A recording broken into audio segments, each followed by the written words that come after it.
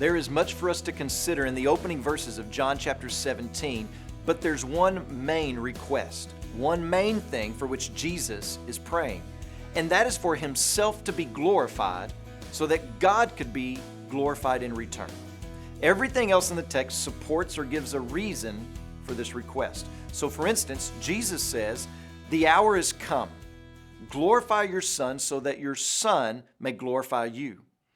So the first reason Jesus gives His Father for the request of glorification is because the hour has come.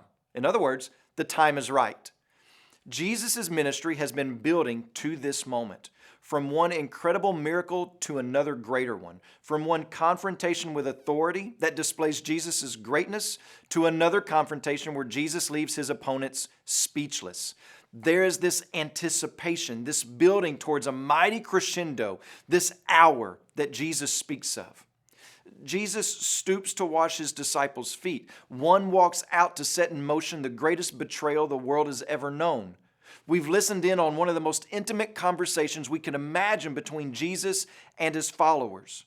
So when Jesus prays in John 17, "The hour has come, glorify your Son," Jesus is saying, the time is right. I know what the next step in the plan of redemption is, Father. This is your plan, and I'm ready to execute it. So let's move on with the plan. Raise me up on that cross so that I can be seen as the Savior, and you can be seen as holy and just and merciful. I'm ready for the cross. The table is set. The time is right for me to be crucified and resurrected. And here's what is absolutely glorious about all of that. We behold the glory of Jesus because of His laser focus on the mission of redeeming a people by the cross for God.